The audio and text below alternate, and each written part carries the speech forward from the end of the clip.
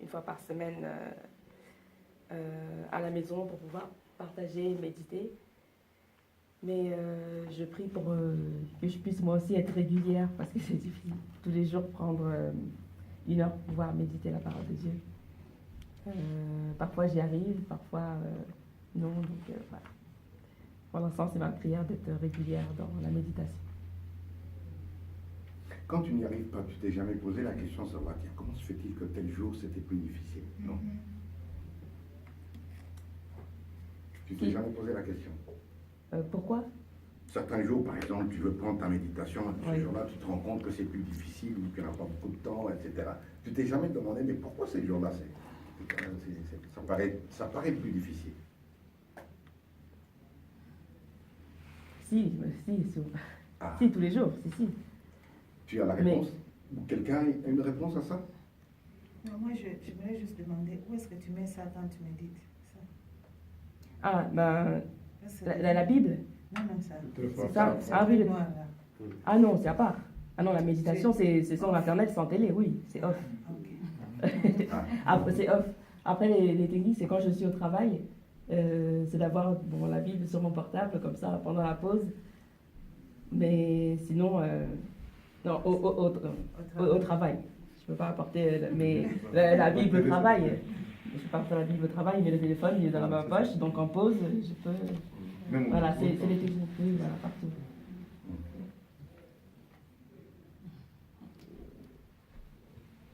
Nous vous écoutons aussi. Ok. Ben, moi, ce qui me fait lire la Bible, c'est parce que je crois que la parole est vie et Dieu est vie, donc la parole est Dieu. Et donc, ce qui me pousse à lire, c'est parce que j'aimerais connaître plus sur le Dieu en qui je crois. Et donc, j'aimerais savoir pourquoi est-ce que je crois fermement en lui, ce qu'il est, qui il est. Et puis aussi, c'est ce qui m'a fait commencer à lire plus. C'était quand j'étais encore plus jeune, genre avant, quand j'avais genre 10 ans.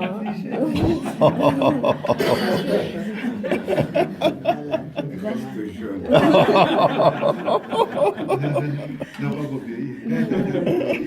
Quand j'avais vers 12 ans, genre l'année avant de me faire baptiser, j'avais une grande curiosité parce que j'étais encore nouvelle dans la vie chrétienne et j'avais une grande curiosité. Donc, c'est ça qui me poussait à lire. Et puis, j'avais beaucoup de questions. Donc, ma mère me référait à la Bible, mon pasteur aussi, puis mon enseignant de la jeunesse. Et à l'école aussi, nous au Canada, c'est un peu plus différent, je pense, ici, parce que comme si ici, vous ne parlez pas beaucoup au travail ou autre. Mais nous, c'est encore plus, il y a plus de liberté. Donc, au travail, les gens vont te poser des questions à propos de ta foi, parce qu'il y a plusieurs fois. Et tout le monde est curieux de savoir à propos de la foi de l'autre. Donc, à l'école, c'était comme ça. Surtout quand j'étais en 8e, 9e année, il y avait beaucoup de jeunes à mon école qui étaient musulmans. Et puis, il y en avait plusieurs d'entre eux qui faisaient comme une crise de leur foi, puis qui se demandaient pourquoi est-ce que je suis ma foi, et puis qui me posaient alors des questions, parce que tout le monde savait que je partais à l'église à chaque dimanche. Alors, on me posait beaucoup de questions, et c'est là que j'ai vu que je devais savoir plus. Donc, je posais des questions à maman, puis on me référait aussi à la Bible. Là, j'ai compris que la Bible est importante, parce que sans la Bible, je ne peux pas répondre à ces questions.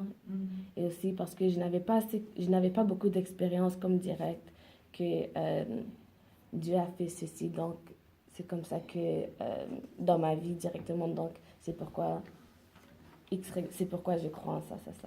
Donc, je devais me référer à la Bible beaucoup plus. Mais en grandissant... En vieillissant.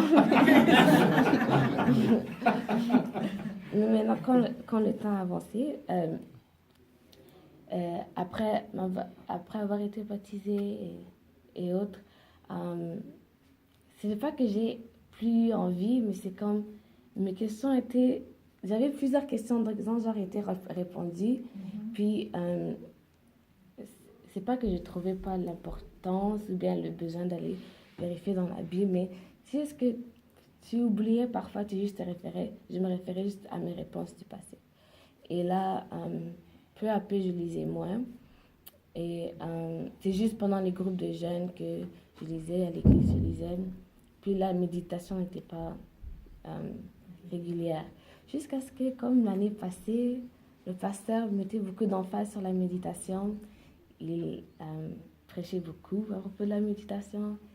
Et alors là, j'ai décidé de joindre le groupe d'enseignement les jeudis parce que j'ai trouvé que j'avais besoin de, quand je lis, j'avais besoin de partager ou bien de parler comme ce qu'on fait maintenant. Donc, parce que je ne peux pas juste lire et puis j'ai des questions, puis je ne vais pas les poser si je ne comprends pas quelque chose. Donc, là, j'ai rejoint le groupe des enseignements le jeudi. Donc, on fait la méditation, puis on parle de ce qu'on a appris. Donc, il y a ça, et puis aussi le FIMAS qui aide à faire en sorte que je puisse méditer régulièrement avec ma famille, parce que maman est toujours connectée, donc quand elle est connectée, on doit se connecter aussi. Et puis, c'est ça ce que je fais. Mon frère. Bien, moi, je suis touché par le texte de Romains 1, 16, parce que ce texte présente une personne.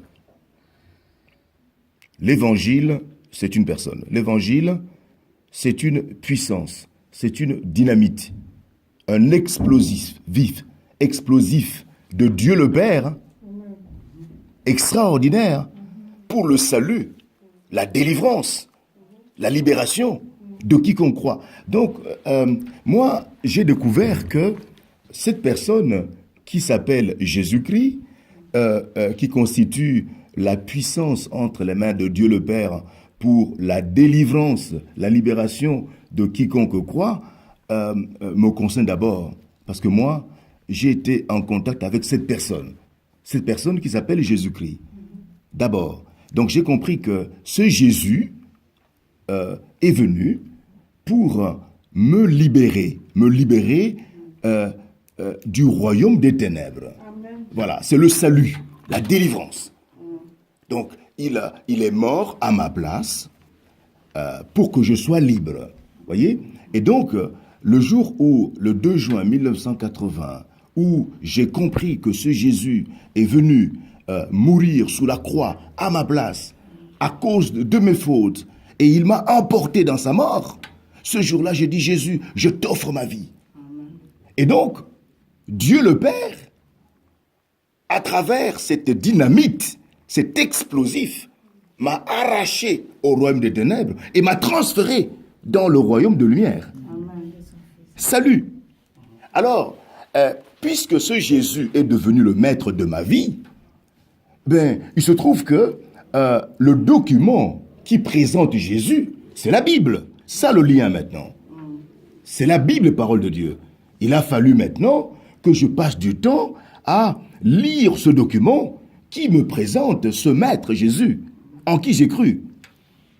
Alors, chaque jour, je me suis imposé la discipline de pouvoir lire la Bible, la méditer, l'étudier avec différents documents qui me permettent, n'est-ce pas, d'approfondir le texte. Donc, le lien entre la personne de Jésus-Christ et la parole a commencé par la délivrance, l'expérimentation de cette dynamite dans ma propre vie.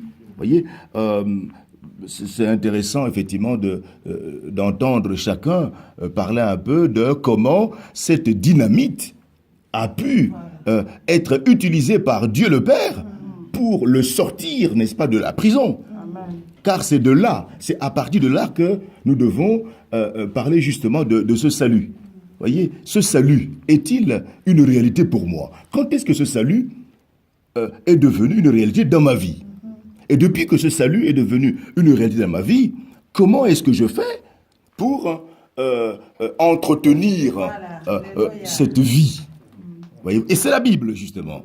Il n'y a aucun autre document sur terre qui nous parle de Jésus. C'est la Bible. Parole de Dieu. C'est la parole de Dieu. C'est Dieu qui parle.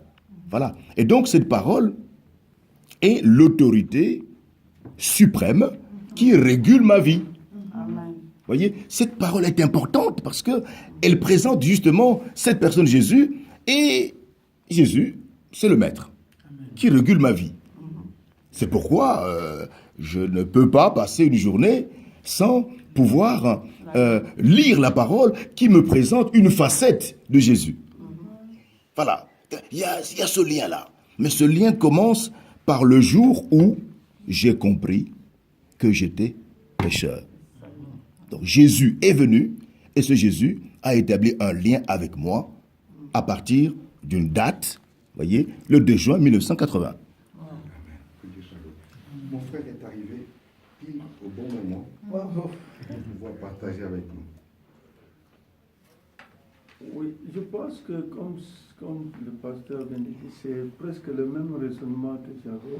C'est la parole de Dieu est vraiment importante dans ma vie parce qu'il réglemente comment je dois être. Comme j'ai partagé ce matin, que je dois faire l'évaluation de ma vie tous les jours, à chaque moment. Je ne peux pas attendre le 31 décembre pour voir comment je marchais pendant du 1er janvier au 31 décembre. Donc moi je trouve que c'est la parole de Dieu qui réglemente comment je dois vivre, comment je dois faire. Est-ce que j'étais dans le bon? C'est difficile que je sois dans le bon à tout moment, mais c'est la parole de Dieu qui me dit, est-ce que Médard, tu étais dans le bon? Et surtout maintenant que je suis en train de méditer dans 1 Corinthiens 13, est-ce que j'aime bien ma soeur ici, que j'aime bien voir? Est-ce que je l'aime comme Dieu l'aime? Alors quand je vois ça dans 1 Corinthiens 13, je dis, eh bien, comment je peux savoir si j'aime Maggie, Denis je l'appelle, est-ce que je l'aime vraiment? Et c'est la parole de Dieu qui me dit. Donc la parole de Dieu est très importante dans ma vie pour réglementer comment je dois faire. Parce qu'il m'a sauvé et je dois suivre ses traces méditées dans la parole de Dieu. C'est très important. Merci. J'ai une question que je voudrais ajouter à tout ce qu'on a dit. Et j'aimerais que chacun... C'est C'est une question importante. Voyez-vous, une chose m'a frappé dans la parole de Dieu. Lorsque Jésus était au milieu des foules, plusieurs fois, après qu'il leur ait parlé, la Bible dit que les gens étaient hors d'eux-mêmes. On envoie des gardes pour l'arrêter, les gardes arrivent, l'écoutent, ils rentrent, ils disent à ceux qui leur ont envoyé, jamais on n'a parlé comme cet homme. voilà. Maintenant, moi, ma question que je vous pose, elle est la suivante. Pas par rapport à Jésus maintenant, par rapport à vous-même, à votre propre vie. Ce que vous faites, la manière dont vous vivez l'évangile. En êtes-vous satisfait? Je ne dis pas par rapport à ce que vous pensez que Dieu attend de vous. Ce n'est pas par rapport au devoir. C'est par rapport au fait que, un, Dieu vous aime, et des deux, Dieu veut vous voir heureux. Un jour, il y a un frère qui m'a dit, mais vous savez, les chrétiens sont les gens les plus déprimés du monde. J'étais choqué. J'ai dit, ah bon? J'ai commencé à observer, il dit, effectivement, la plupart d'entre nous qui connaissons la parole, qui prions, qui prêchons la parole de Dieu, nous sommes enthousiastes à l'église.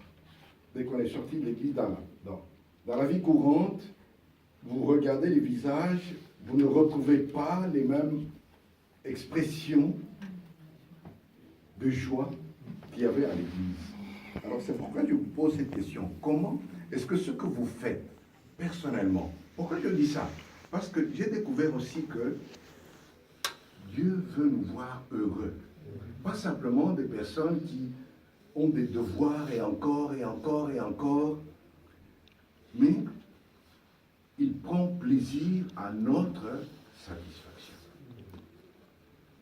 Comment vous vivez ce que vous... La manière dont vous vous vivez la parole de Dieu. Nous venons tous de partager assez bien de choses très intéressantes. Mais maintenant, par rapport à votre cœur, notre sœur a dit quelque chose ici qui m'a touché. Elle a dit, elle est fière. Que Dieu soit loué. Mais ce que vous vivez chacun dans sa vie, là où il vit par rapport aux personnes que vous rencontrez, etc., est-ce que quand vous vous regardez, vous vous sentez heureux, dans la joie d'avoir fait ça pour le Seigneur? Ou bien comment vous le vivez? Ou si vous ne le vivez pas, si vous vivez encore cela comme étant une sorte de charge, je dois faire parce que je ne fais pas, bon, écoutez, on m'a enseigné là-bas qu'il faut le faire, donc je dois le faire. Quelle est la réponse à apporter à cette question? Excusez-moi, je vais lire un texte là, Oui. sur lequel je vais m'appuyer pour m'exprimer. Ça, c'est dans Philippiens 4, à partir du verset 6, donc je vais lire 6 et 7. Ne vous inquiétez de rien, mais en toute chose, faites connaître vos besoins à Dieu par des prières et des supplications avec actions de grâce, et la paix de Dieu, qui surpasse toute intelligence, gardera vos cœurs et vos pensées en Jésus-Christ. Je crois que parmi nous tous ici, nous sommes passés par l'immigration, tout ça. Le système d'immigration avant d'avoir le pardon, toutes ces choses-là. C'est vraiment dépressant. C'est vraiment dépressant, bien-aimé. Et ça m'a enseigné beaucoup. Ça m'a enseigné la patience, au point que je peux rester là. Si le frère Denis me dit, sœur, je viens te chercher, je peux même attendre pendant 10 heures. Je ne m'inquiéterai pas parce que je sais que le frère viendra me chercher. Pourquoi? Parce que j'ai appris la patience. Donc, tel que vous me voyez ici, je vis ce qu'on a écrit ici. S'il y a un problème, je prie, je dis Seigneur, je sais que tu m'as dit que je ne m'inquiète pas. Tu es mon Père, le psaume 23 me le dit. Je sais que je mange le pain le matin. Avant le coucher du soleil, tu me le donneras. Et c'est fini, si je dois sortir, je sors. Je rencontre les gens, how are you, I'm fine. Je continue ma vie jusqu'à la fin. Je sais qu'avant d'aller au lit, j'aurai le pain. Et cela arrive ainsi. Donc c'est pour dire que c'est vrai qu'on a des problèmes. Mais ce n'est pas la peine que je sois dans la rue avec des larmes aux yeux, avec un visage froissé et que tout le monde me regarde. Ouais, are you alright? Non, non, mais je ne peux pas faire ça. Et surtout que les gens savent que je suis chrétienne. Je ne peux pas faire ça. Je ne fais pas exprès. Je ne me force pas de garder ce visage-là. Mais c'est quelque chose qui vient de l'intérieur. Donc l'Esprit Saint me donne cette paix et cette joie, même au milieu de souffrance, même au milieu de douleur. Voilà un peu ce que j'ai appris dans la parole, comment je dois me comporter. La question est ouverte. Bon, je peux répondre à cette question. Comme vous avez posé cette question, comment tu as entendu la parole de Dieu? Par exemple, la sœur avait parlé de ce de l'immigration. Moi, je me rappelle quand je suis arrivé au Canada, c'était en 2010. Et un certain moment, le premier ministre qui était il avait bloqué. Et puis, il a libéré. Le dossier qui avait les dossiers introduits depuis une année, vers 2011, on commençait déjà à les convoquer. Mais curieusement, moi, j'avais fait 18 mois, on ne me convoquait pas. Alors, mais je disais seulement, les gens me posaient des questions, mais pourquoi toi ne te convoques pas? Il y a d'autres qui sont venus un peu, tout on les a convoqués. Mais en tout cas, moi, j'étais calme, je disais que toutes choses concourent bien des enfants de Dieu. C'est Dieu qui permet le moment où on va me convoquer. Et par après, j'avais compris qu'en 2012, il y avait une dame là, Gis, qui avait soutenu les dossiers des Congolais. En tout cas, c'était une dame intraitable. Ce qui fait que tous les gens qui passaient par lui, ils refusaient, ils les refusaient. Et quand je suis passé en 2013, on avait même changé cette dame, parce que comme il y avait beaucoup de plaintes, on l'a changé. On a mis d'autres registres qui sont venus après. Et en ce moment-là, mon dossier est passé. Il me dit, c'est passé calmement. Alors j'ai dit, en tout cas, voilà, c'était le moment de Dieu, il faut attendre le moment de Dieu. Voilà. Et sinon, il y a la patience. Donc, comment on a vu la parole de Dieu, c'est ça. Et je vais essayer d'abord de parler, comme vous avez dit, que pour nous chrétiens, moi je considère la parole de Dieu comme vous ne voudrez pas. Moi j'ai été converti, quand on m'a parlé de Christ, c'était dans les années 85, la vraie conversion, je l'ai eu 4 ans après, à travers les affaires. Moi, là, je l'ai dit, quand j'ai eu des affairmissements, c'est à ce moment je me suis senti vraiment que j'étais vraiment converti. Parce que quand on m'a parlé de Jésus, j'ai fréquenté l'église, mais j'étais un pied devant, un pied dehors. Mais à partir de l'année 88-89, quand j'ai eu les enseignements, et j'ai compris la parole de Dieu, comment mettre la parole de Dieu, la crainte de Dieu, et je commençais à appliquer la parole de Dieu dans ma vie. Et j'ai même compris que, durant cette époque-là, quand j'ai été converti, j'ai travaillé dans un système, un service, j'avais un chef qui était occultiste. Et j'ai même senti qu'il a commencé à m'éloigner. J'ai dit, oh, gloire à Dieu, même s'il m'éloigne, mais du moment que je suis au service, je fonctionnais bien. Dès que j'avais perdu des avantages, j'ai dit, mais pour Dieu, c'est Dieu qui a permis cela. Parce que quand vous travaillez avec les hôpitaux, bon, je ne sais pas citer les noms, mais voir des gens qui ont appris de sacrifier les gens, Et je connais beaucoup de gens qui étaient dans la parole, qui sont sacrifiés, qui ont été sacrifiés. Parce que quand on ne prie pas, on est aussi dans la main du diable. Et la parole de Dieu nous protège.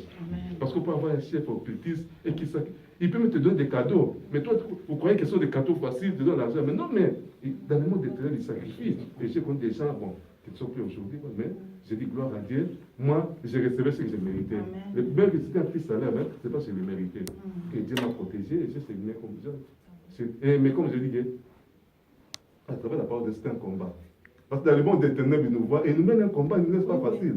Mais nous marchons dans la parole de Dieu, nous marchons dans la crainte de Dieu. Et la parole de Dieu, moi je le considère comme un chauffeur, il a les codes de la route. La parole de Dieu, c'est un code de la route pour nous. Respecter. Quand on respecte le code de la route, on conduit facilement, on n'a pas de problème. Et nous aussi, en tant que chrétiens, devons marcher en suivant ce qui est prescrit dans la parole de Dieu. Parce que c'est un code de route pour nous les chrétiens, la parole de Dieu. Et puis bon, je vais citer un cas aussi. Quand Mouzé est venu, bon, comme je dis, Mouzé avait parmi ses directeurs, ses proches collaborateurs, un chrétien, et qui lui a même donné la Bible. Mais qu'est-ce qui est arrivé? C'est que ça a commis un scandale sur un dossier. Parce que quand Kabila est venu, il voulait réhabiliter Daipen. Et il a donné ce dossier de Daipen à ses frères qui étaient chrétiens, qui lui a donné la Bible, et les chrétiens ont détourné l'argent. Mouzé l'a arrêté. La preuve en est qu'il me tapé avec cette Bible. Voici toi qui m'as donné la Bible, voici ce que tu as fait. Quel témoignage? Mouzé l'a frappé. Il a détourné l'argent de Daipen, parce que ce moment-là, tout l'argent de Daipen, il a détourné l'argent de Daipen. Et quand Mouzé Kabila était venu, Daipen n'a pas laissé. Après qu'on a réhabilité Daipen. Mais c'était dans les années 1999 qu'on devait déjà réhabiliter Daipen. On n'a pas réhabilité parce que c'était un chrétien qui avait ce dossier en main et qui a détourné l'argent. Et Mouzé l'a arrêté. Mais après, il s'est reconverti en prison quand il était parti. Mais moi, c'était un mauvais exemple. En tant que chrétien, c'était un code de la route, nous devons marcher à la carte. Et quand on est chrétien, même dans notre témoignage, parce que ce n'est pas normal quand tu vas exhorter les autres, convertir les autres, mais si tu n'as pas un bon témoignage, comment les gens vont se convertir? Merci beaucoup. Voyez, ma question, je reviens toujours au même aspect. Êtes-vous satisfait de la vie, du témoignage que vous rendez à Dieu et de la manière dont Dieu habite en vous, ce qu'il fait en vous et ce que vous... Est-ce que vous êtes satisfait? Vous savez pourquoi? Quand on est heureux, on le communique. Quand on ne se sent pas heureux, on communique difficilement. C'est pour ça que j'ai posé cette question, pour que chacun ait l'occasion aussi, comme disait le frère, de se reposer la question, de se remettre en question en fait. Est-ce que moi je suis heureux? C'est facile dans un groupe, dans l'assistance, à l'église, etc. Les paroles que nous partageons ici, vous allez sûrement les entendre au travers des prédications et autres. Mais moi, ce qui m'intéresse, c'est votre vie personnelle. Pas simplement moi. Parce que Dieu vous a créé, vous a envoyé unique. Unique exemplaire. Il n'y en a pas deux. Donc, ce que vous vivez le concerne. Bon. Je commence par toi et ensuite, et voilà. On continuera avec le frère. Pour être heureux, nous avons le chapitre 1 du psaume qui nous démontre comment on parle des noms heureux. Et moi, j'ai pris, comme on a étudié dans FEMES, les livres de Matthieu, chapitre 18. Vraiment, le Seigneur, parce que j'ai toujours fait un effort de ne pas avoir de problème avec les gens. Avoir peut-être un conflit quelque part. Le conflit arrive toujours, mais le Seigneur permet que je puisse, je sais comment gérer les conflits, et puis aller vers l'autre. J'ai pas de... Comment dirais-je? Des gens disent, je ne parle pas avec cette personne, non, il n'y a pas. Ben, si la personne ne veut pas me parler, comme j'ai un neveu qui ne veut pas, il ne veut plus de personne dans la famille, je ne sais pas ce que sa maman lui a dit, j'ai fait un pas, mais il reste dans son coin. Mais dans mon entourage, je fais un effort. Et là, comme on a étudié dans Finesse le livre de Matthieu, là, dernièrement, je me suis dit, Seigneur, aide-moi à pardonner. J'essaie de voir qui j'ai affaire, avec qui j'ai échangé de paroles. Et d'abord, quand le livre de Matthieu nous dit, 6,12, Seigneur, pardonne-nous comme nous pardonnons. Et quelquefois, je dis, est-ce que j'ai vraiment pardonné? Est-ce que je pardonne vraiment comme... Parce que dire pardonne comme nous pardonnons, c'est comme si quelqu'un qui fait la récitation. Mais est-ce que vraiment je pardonnais cette personne? Et dernièrement, quand on a fini le chapitre 18, on a essayé de voir aussi sur le pardon, sur l'amour, donc ça fait quelque chose en moi. Et j'essaie de voir à qui est-ce que je n'ai pas pardonné. Mais ce n'est pas que je n'ai pas pardonné.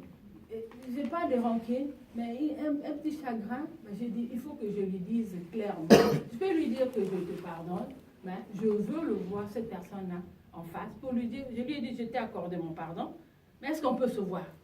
Et la personne m'a dit, oui, on peut se voir, mais j'aimerais aussi que ça soit, c'est une prière aussi, pour que je puisse lui dire en face que je lui pardonne. Parce que j'ai pardonné, mais je veux quand même qu'ils comprennent que je le pardonne, parce que je ne veux pas avoir des histoires. Parce que quand je dis, Seigneur, pardonne-moi comme je pardonne, que ça soit vraiment sincère. Et je sais que c'est vraiment sincère dans moi. Et cette personne-là, je vais le rencontrer la semaine prochaine pour lui dire en face que j'accorde mon pardon. Parce que, comme on vient de dire là, la parole de Dieu, son impact dans notre vie, vraiment, Finesse, si je n'ai pas le temps, je me connecte peut-être en route quand je rentre, ou bien s'il y avait des bruits, tout ça. Mais même s'il me reste quelques minutes, vraiment, mais 15 minutes, je préfère me connecter pour recevoir même les dernières paroles, même la dernière prière, parce que ça fait toujours du bien. Et j'ai beaucoup appris dans Finesse, et ça s'ajoute parce qu'on apprend toujours, on apprend chaque jour. Et surtout le livre de Matthieu là qu'on a appris, le livre de Daniel, tout ça. Et surtout là, je bénis les Seigneurs parce que je veux dire que si je dis pardonne-moi comme je pardonne, que ça soit une réalité. Merci. Oui, moi je vais un peu m'appuyer sur le verset que je n'ai pas honte de l'évangile, c'est une puissance de Dieu. Et personnellement, comment j'ai vu cette parole de Dieu, est-ce que ça me rend heureux dans ma vie de tous les jours? Et je suis aide-soignante de formation pour ici en Europe. Et je suis mère d'une 4 merveilleuses filles. Et la façon, quand j'ai reçu le Seigneur, mon mari, lui, c'est un catholique. Il n'aime pas prier avec moi, mais il me laisse aller prier. Il ne m'interdit pas. Ma façon de servir le Seigneur, je dis que le Seigneur m'a donné les enfants. Un jour, je veux rendre compte à mon Dieu ce que je fais, j'enseigne à mes enfants la parole de Dieu. Pendant les vacances, c'est un peu chamboulé, mais quand il y a l'école de 20h avant Finesse, de 20h30 à 21h, on a une petite prière. L'autre fois, j'étais surprise, j'ai été convoquée pour ma 3e fille, elle passe maintenant en 4e. Et avant que sa maîtresse me reçoive, elle m'a dit, Madame, je suis très flattée, tu es très croyante. Votre fille, quand nous prions à la maison, cet enfant, sauf quand elle intervient pour prier, elle est là en train de faire autre chose. C'est là où j'ai compris qu'il faut s'aimer. La parole de Dieu, c'est une semence. Nous donnons, même partout où nous nous retrouvons, notre comportement peut parler sans prêcher. J'étais surprise de voir qu'il faut continuer. Vous allez peut-être être étonné que les enfants ne comprennent pas. Non, tant qu'on a écouté la parole de Dieu, vraiment c'est une semence. Dieu, le maître des temps et des circonstances, à son temps, il fait des choses. Et j'étais curieuse de voir que ma fille a dit tout ce qu'on fait à la maison à sa maîtresse. Même de films religieux qu'on suit, Et sa maîtresse était au courant. Oh madame, félicitations, je ne croyais pas que j'ai dit gloire à Dieu, je suis grandie. Ben, je trouve que c'est ce qu'on donne, ce qu'on a, c'est ce que j'ai, pour que les enfants soient un jour corrects dans la société. Ça c'est bref. Dans mon travail, comme on ne peut pas prêcher, je me suis dit dans la Bible Éphésiens, on sert même son employeur comme si on servait Dieu. Amen. On est avec les personnes qui sont physiquement faibles. Ce que j'ai remarqué avec nos collègues, leur problème c'est être peut-être apprécié, d'être rapide et tout. Moi je me suis dit, je vais aller, une fois je parle avec mon employeur, je ne suis pas fixe, je suis volante. C'est-à-dire, au lieu d'engager les intérimaires, notre entreprise c'est une grosse boîte, ils n'engagent pas des intérimaires. Vous êtes, j'ai CDI, mais à l'intérieur, vous venez, on vous dit au secteur 1, il y a un vide, vous allez au 1. Donc nous travaillons dans toute la maison. Aujourd'hui, je suis au 1 selon les besoins de chaque service. Le fixe, parfois, ils sont absents, malades ou écartés. Et moi, je fais tous les services. Donc, j'ai au moins l'idée de toute la maison, comment ça se passe. Vous arrivez, il y a d'autres qui sont là-bas. Il vous dit, tu trouves quelqu'un qui n'a pas d'abord, c'est une maison psychiatrique. Il y a beaucoup de gens qui n'ont pas leur tête. Il n'a pas mangé, son assiette est là. Ah, débarrasser, côté. Maintenant, j'essaie de donner. J'ai vu que la personne mangeait. J'ai donné. Il y a une autre qui m'appelle, toi avec cette année, tu n'auras pas ta pension, tu vas être malade. Regarde ce que nous on fait. Tu prends de l'eau et tu es étonné. Je commence à 7h et commence à 7h30. Depuis quelques temps, sont là déjà finis. Parfois, tu vas te culpabiliser. Pour finir, je dis non, je ne vais pas me culpabiliser. Je vais faire mon travail correctement, comme s'il y avait une caméra, comme s'il y avait un chef là qui me voyait. Mais moi, je crains mon Dieu. Je vais traiter ces gens avec beaucoup de respect. Je ne sais pas ce qui m'attend demain. Donc, je donne à manger. Il y a même des critiques. Je donne la manger à la personne, même si je suis fatiguée. J'ai une épaule déchirée, j'étais 3 mois écartée, une large déchirure. Mais je viens, je fais correctement mon travail, je donne à manger à la personne qui est faible. Je sais que, on ne sait pas, la vie a beaucoup de surprises. Pourquoi tu dois faire là? Parce que, et devant le chef, il y a une autre, je suis allée dans son secteur, un papa comme ça, il poussait la chaise, il allait pour cogner quelqu'un. Moi, je me suis déplacée pour empêcher. Parce qu'il ne sait pas ce qu'il fait. Pour empêcher, alors la dame qui travaille dans ce secteur, une Congolaise en plus, une maman dans les 60, elle va avoir maintenant 60 ans, elle a même des petits-fils. Il a poussé maintenant le monsieur qui n'avait pas sa tête. Je l'ai regardé et l'autre blanche maintenant qui venait, aide-soignante comme nous, la vie. Moi, je prie maintenant le monsieur, j'ai mis les barrières pour qu'elle soit calme. Maintenant, elle me